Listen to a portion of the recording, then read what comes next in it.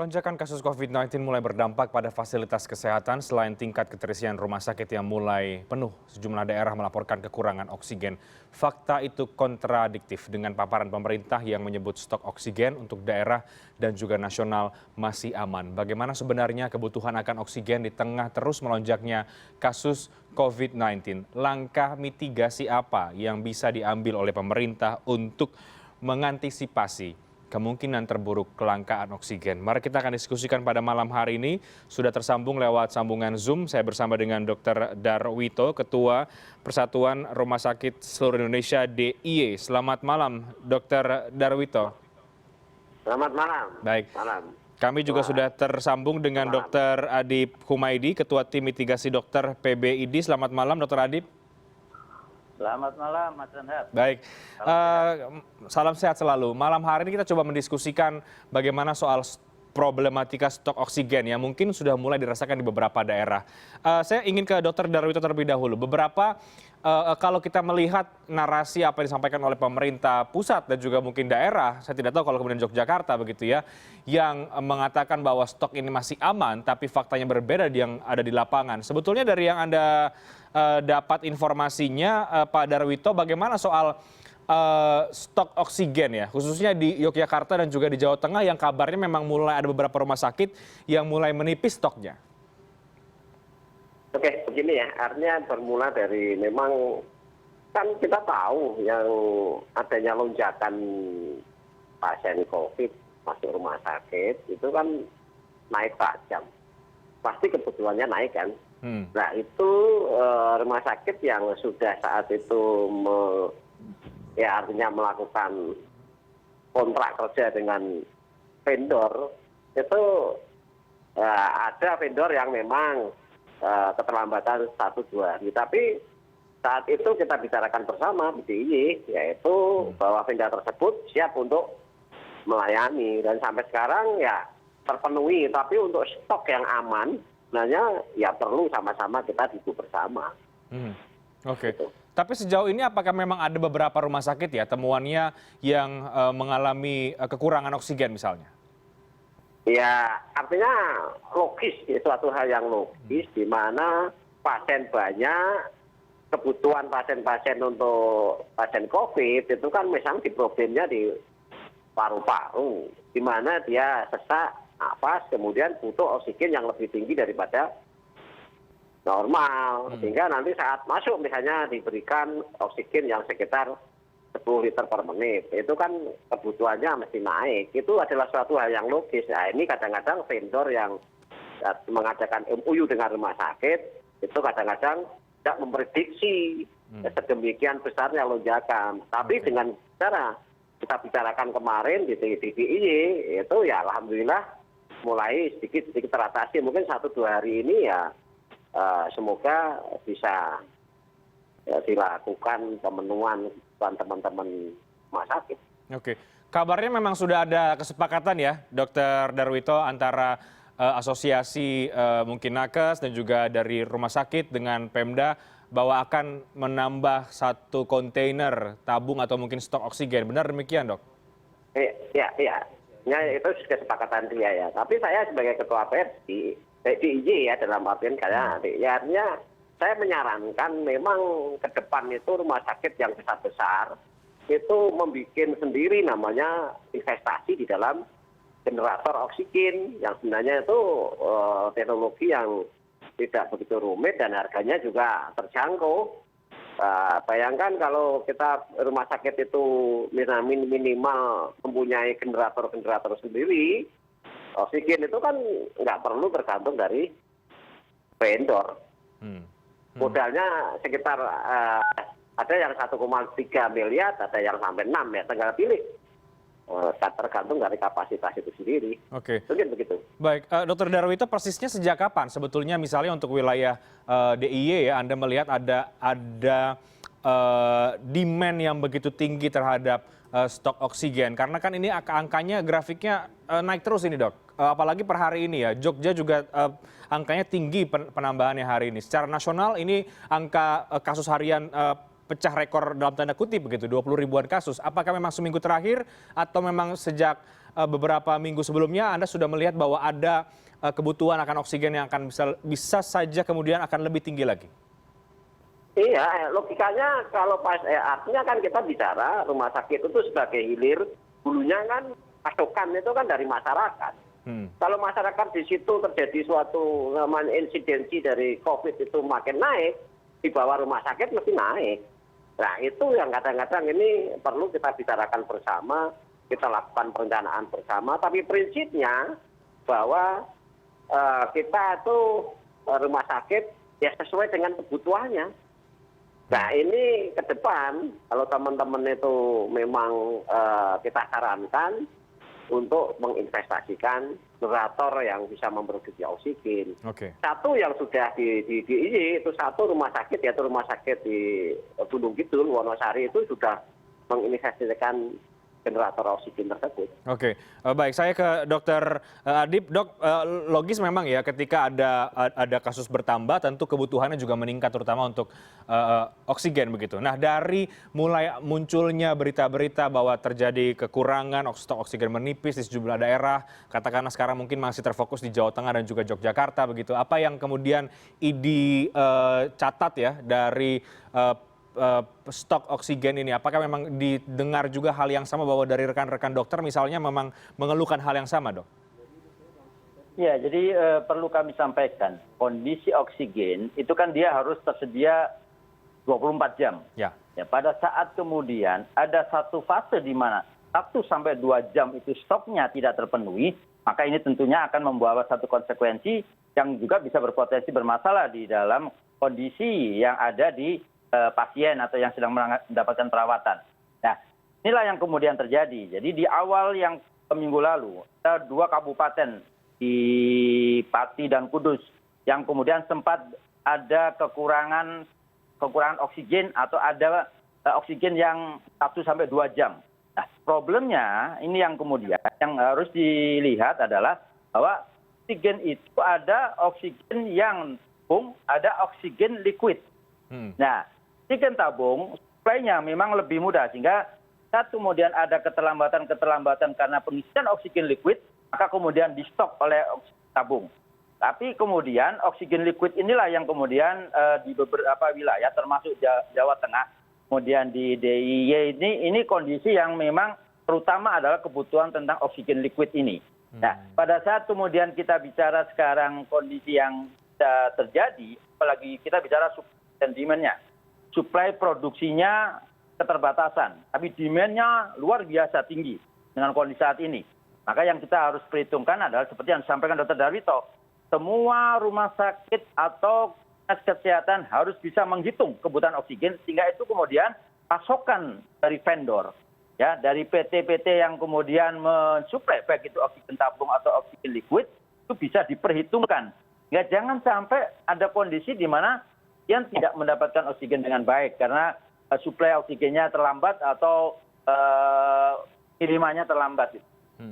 Oke, Dr. Adip, kalau kita dengarkan pemerintah kan memang klaimnya memang semuanya masih aman, stoknya aman begitu ya. Tapi dari temuan-temuan IDI mungkin di lapangan ya tidak hanya kemudian di beberapa daerah saja. Apakah memang sudah mulai muncul ada keluhan yang sama begitu bahwa terkendala penanganan pasien karena memang stoknya yang sudah mulai sulit dicari atau menipis di beberapa rumah sakit?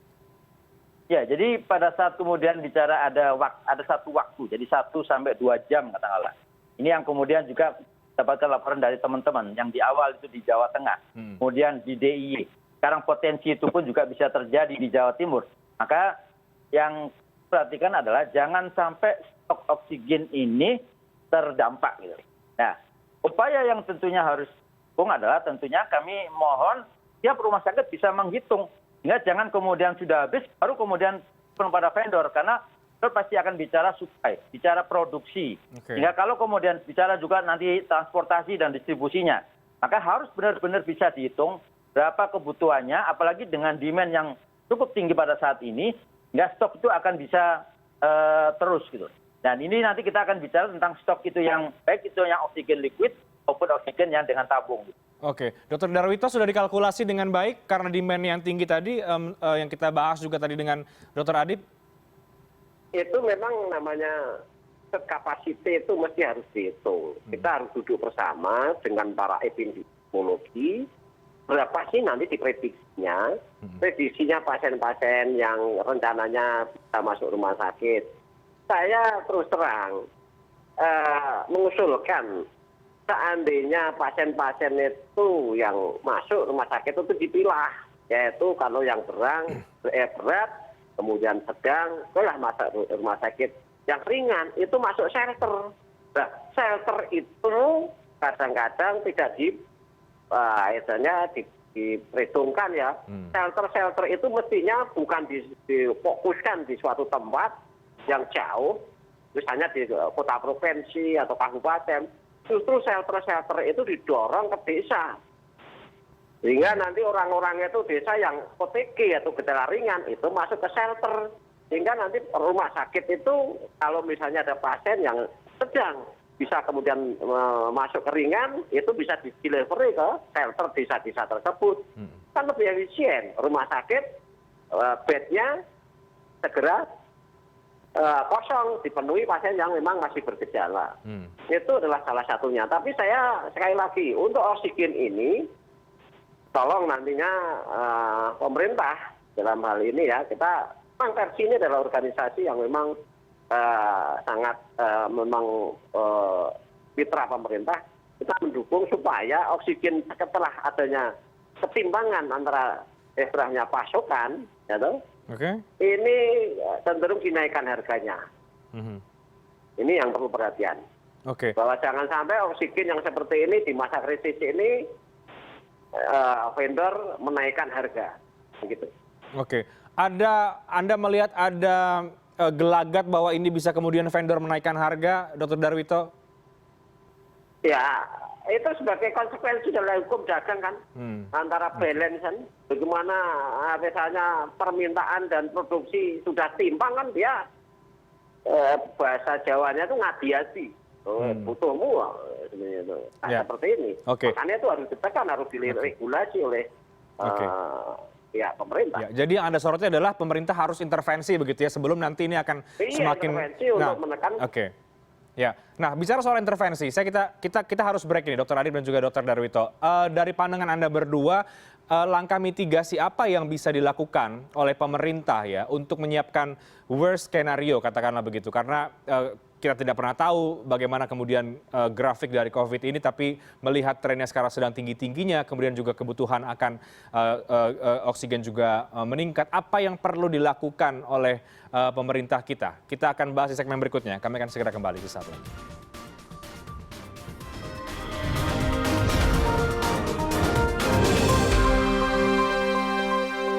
Ya, kita masih membahas soal stok oksigen yang mulai terdampak ya. Kalau dari pemerintah mengatakan memang masih aman, di Jakarta aman, secara nasional juga aman, tapi memang ini kita harus mengantisipasi kemungkinan terburuk. Kita coba dengarkan apa pernyataan dari Menteri Kesehatan, Pak Budi Gunadi, berkaitan dengan stok oksigen yang beberapa hari lalu sempat kami wawancarai dengan CNN Indonesia, dan memang mengatakan bahwa stok itu masih cukup aman. Kita dengarkan berikut ini. Mengenai banyak yang bicara mengenai oksigen, di semua di Indonesia oksigen, kecuali memang yang di Jawa Tengah. Ada kenyataannya tinggi, sudah berkomunikasi di Jawa Tengah. Kita juga tetap berkomunikasi supaya yang terbesar. Karena waktu saya kerja di bank sebelumnya, itu adalah nasabah baiknya saya ingin pasti, tolong dipastikan jangan sampai ada bukan atau distribusi yang tidak lancar agar oksigen itu bisa terbaik. Tapi sampai sekarang kebutuhan oksigen itu provinsi masih cukup. Ada sedikit lonjakan cukup tinggi yang anomali di Jawa Tengah sebesar 5% dan pemesan ini. Kenapa jadi sudah dipenuhi oleh teman di maupun produsen. Ya, dan hari ini juga Dr. Adib dan juga Dr. Darwito ditegaskan oleh Menperin bahwa stoknya masih aman. Tentu ini kita perlu melakukan pengecekan juga di lapangan prakteknya seperti apa. Tapi yang jelas saya ingin ke Dr. Adib dulu.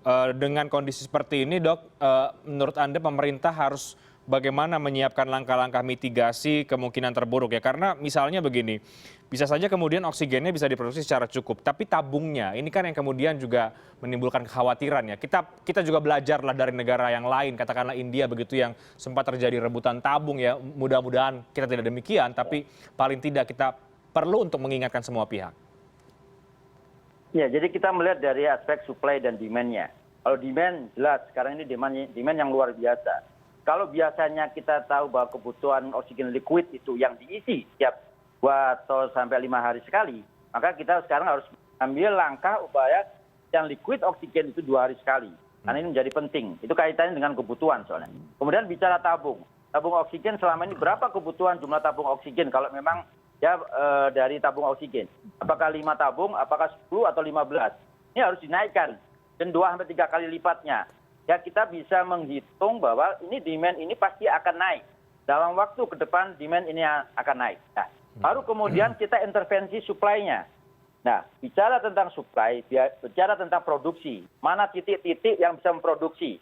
Kalau informasi yang kita dapatkan ada dari Gresik, ada dari Pulau Gadung, kemudian ada dari beberapa wilayah. Nanti kita akan bicara bagaimana distribusinya. Bagaimana kemudian kalau kita menghitung bahwa kebutuhan dari rumah sakit ini, dari vendor-vendor produksi tadi sekian hari sekali harus terisi, maka kita harus jamin juga bahwa produksi juga kaitannya dengan supply ini tidak ada masalah. Nah, disinilah kemudian kita akan bisa menghitung dengan kita sekarang udah dalam kondisi yang memang peningkatan yang luar biasa. Kecepatan pengisian itu yang biasanya mungkin diisi 2 atau 5 hari, maka kita ambil yang paling cepat 2 hari sekali harus ada pengisian. Ini yang saya kira perlu untuk kemudian diperhitungkan dengan matang, dan sekali lagi rumah sakit pun juga harus bisa menghitung sehingga rumah sakit tidak dalam saat kekosongan baru kemudian meminta kepada vendor, karena vendor pasti akan juga nanti butuh waktu dan butuh distribusi juga, dan tentunya ini berkaitan juga transportasi. Dok, bicara soal oksigen mungkin agar publik juga tercerahkan ya, kondisi seperti apa sih yang kemudian memang pasien, terutama pasien COVID misalnya ya, memang membutuhkan tabung oksigen seperti ini? Ya, jadi kalau kemudian kita tahu bahwa tidak semua memang pasien COVID itu membutuhkan oksigen, tapi dia akan membutuhkan oksigen pada saat sudah terjadi kondisi saturasi oksigen yang menurun. Dia bisa pakai nasal kanul, dia bisa pakai non-rebreathing mask, atau kemudian di dalam pemakaian di ventilator, di mana kita tahu bahwa tiap pemakaian itu flow oksigennya berbeda-beda. Pada saat kemudian tingkat kebutuhannya dia dengan non-rebreathing mask, atau dia dengan memakai mesin ventilator, maka itu kebutuhan yang bisa kita hitungkan bahwa dia akan habis atau dia butuh oksigen dalam waktu 1 hari itu sekian liter.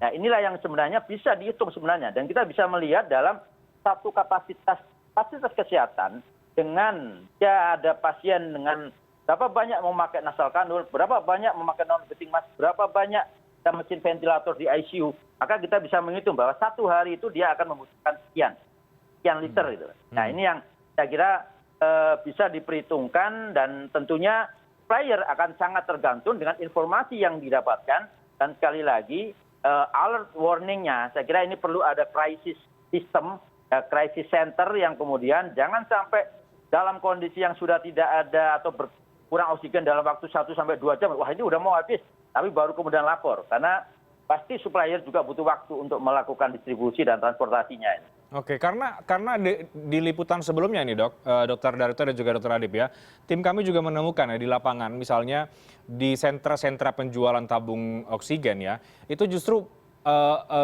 diburu gitu ya, diburu oleh para pembeli, bahkan ada yang juga digunakan oleh mereka-mereka yang akhirnya membeli untuk yang isolasi mandiri. Nah, ini kan juga perlu untuk diantisipasi ya, Dok. Bagaimana Dr. Adib? Ya, saya kira masyarakat pun kemudian jangan panik buying, kemudian akhirnya membeli tabung oksigen tanpa dia tahu bahwa bagaimana cara penggunaan, bagaimana flow oksigen yang harus diberikan, dengan memakai apa nasal kanul atau NRM. Karena kalau umpamanya kesalahan di dalam pemakaian oksigen, maka itu juga bisa berisiko fatal. Jadi ini yang perlu saya sampaikan, tetap pemakaian oksigen itu harus di dalam pengawasan ketat medis, baik itu oleh dokter ataupun tenaga perawat yang terlatih. Oke, ini penting untuk disampaikan. Saya ke Dr. Darwito, bagaimana dok? Tambahan dari Anda, selain kemudian intervensi pemerintah untuk bisa jangan sampai nanti harganya justru melambung ya karena demand yang tinggi. Apalagi yang menurut Anda perlu disiapkan?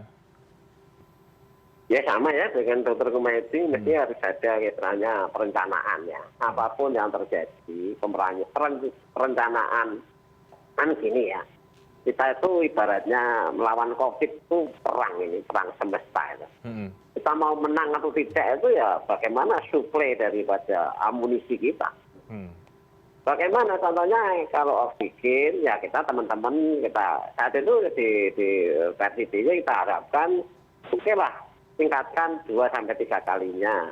Biasanya kebutuhannya di perencanaan itu ya, istilahnya dibicarakan dengan vendor akan menyediakan. Jangan sampai apa yang katanya tadi Dr. Adib itu memang kelabaan. Kalau dalam 1 hari 2 hari segera itu kan sama saja hal yang butuh transportasi, butuh persiapan. Tapi prinsipnya kalau tabung itu kan sebenarnya teknologi yang nggak sulit ya. Kalau mau butuh berapapun itu kan mestinya ya nggak sulit. Pernah kita membantu India juga pernah. Masa untuk kita sendiri kita nggak bisa. Oke, jadi ini kalkulasinya yang harus matang ya. Bagaimana juga kemudian untuk pemerintah pusat dan juga daerah mungkin ini berkoordinasi, Dr. Darwito, bagaimana? Karena kan yang terjadi sekarang justru banyak di daerah begitu kemarin yang sempat agak ada temuan stok tabung oksigen yang menipis. Ya memang kita sebenarnya tuh dalam arti tanda kutip bukan kesalahan ya. Perencanaan kita sendiri itu tidak memperkirakan bahwa sampai meledak sebelum demikian. Misalnya ini pun masih berlangsung, maka ini pengalaman. Karena kan COVID ini kan ya selama saya jadi dokter atau hidup ini kan baru kali ini. Katanya memang kalau misalnya bencana alam yang lain itu sering, tapi bencana alam non-alam ini kan juga kita sama-sama lah. Kita prinsipnya, kita ayo bersama-sama, bersatu padu, bergandengan tangan, tidak saling menyalahkan. Ya, kita sama-sama, ayo kita berjuang. Karena ini adalah persoalan umat manusia. Nggak bisa itu sekarang dibatasi manusia, ada misalnya daerah ini, contoh ya, daerah ini ditutup. Kalau yang lain masih, ya semuanya masih bisa namanya manusia. Nggak bisa itu di stop langsung, nggak boleh ke sana, nggak kemari. Maka ini adalah persoalan umat manusia. Nah kalau semuanya ini nanti kita bersama-sama, kita ayo sama-sama untuk memerangi pandemi ini. Baik. Salah satunya saya adalah sangat konsen menyuarakan tentang pembentukan shelter di tingkat desa. Karena disitulah, karena tidak semuanya orang yang isoman itu taat. Contoh kalau dia itu hanya contohnya buruh migran di Jakarta. Kalau di isomannya di mana dia? Siapa yang mensuplai di rumahnya, di kosnya? Dia mesti masuk di dalam istilahnya di shelter. Nah, shelter atau ya tempat-tempat tersebut misalnya di Wisma Atlet, apakah cukup untuk seperti itu? Itu di Jakarta, di kampung, desa-desa. Kalau dia OTG atau mungkin dia gejala ringan, udah didiagnosis atau mungkin sudah konfirmasi, ternyata dia nggak mungkin untuk melakukan isolasi mandiri. Maka shelter istilahnya untuk karantina tersebut adalah hukumnya wajib. Baik, menarik. Saya terakhir ke Dr. Adib Humaydi, stok oksigen yang sekarang tinggi tentu karena COVID-nya sedang meledak dan jumlah yang positif semakin bertambah. Hari ini kita menembus angka yang cukup tinggi lagi nih, bahkan paling tinggi mungkin ya, Dok, 20 ribuan kasus per hari. Catatan Anda bagaimana soal angka yang cukup tinggi ini? Ya, jadi angka yang ini tentunya karena memang kalau kita bicara positivity rate-nya, kemarin kita tahu bahwa positivity rate-nya itu adalah 49,7%. Artinya 1 dari 2 orang itu positif. Ini membawa satu konsekuensi yang kemudian angka positif juga akan meningkat. Satu sisi yang lain adalah dari 20.000 ini 7.500 sumbang oleh testing yang dilakukan di DKI Jakarta. Artinya saat ini masih ada testing yang memang perlu diupayakan untuk ditingkatkan. Karena DKI memang kemampuan testingnya lebih banyak dibandingkan daerah yang lain. Tapi bukan berarti kemudian ini menjadi satu gambaran seluruh Indonesia. Karena ini memang karena pemeriksaan spesimen yang memang paling banyak adalah di DKI. Dan kami harapkan nanti testing ini tetap juga menjadi perhatian dan ditindaklanjuti dengan tracing di wilayah-wilayah yang lain. Jangan ada usaha-usaha untuk kemudian akhirnya testingnya itu dikurangi. Karena ini menjadi penting dalam rangka untuk surveillance epidemiologi. Satu sisi yang lain juga adalah penguatan di treatment. Karena saat ini kita tahu bahwa intervensi di hilirnya, saat ini dengan kondisi yang luar biasa, kondisi kolaps yang akan bisa terjadi pada sistem pelayanan kesehatan, maka sekali lagi upaya yang harus kita lakukan adalah bagaimana fasilitas kesehatan ini bisa terjaga dalam kaitannya dengan alat, kesehatan, kemudian obat, termasuk mengenai kebutuhan oksigen, dan yang paling penting juga ada ketersediaan tempat tidur dan SDM. Karena kalau itu tidak kita hitungkan dengan matang, maka kita akan masuk dalam satu kondisi yang chaos atau collapse, itu kemudian akan juga berdampak pada layanan yang akan kita berikan kepada masyarakat. Oke, ini harus dikalkulasi oleh pemerintah, oleh semua pihak bahwa situasinya masih sangat fluktuatif, bahkan kasusnya terus tinggi, dan tentu jangan sampai berdampak terhadap fasilitas kesehatan dan juga tentu terhadap stok oksigen yang malam hari ini kita bahas. Semoga apa yang kita diskusikan ini bisa membawa dampak ya, Dr. Adib dan juga Dr. Darwito, terhadap pengambil kebijakan untuk memberikan perhatian yang penuh terkait dengan ini. Terima kasih banyak Dr. Darwito, Ketua Persidi DIY, Dr. Adib Humaydi, Ketua Tim Mitigasi Dokter PBID, sudah bergabung pada malam hari ini. Selamat malam, sehat selalu, Dok. Malam. Selamat malam, Mas Randat, Dr. Darwito.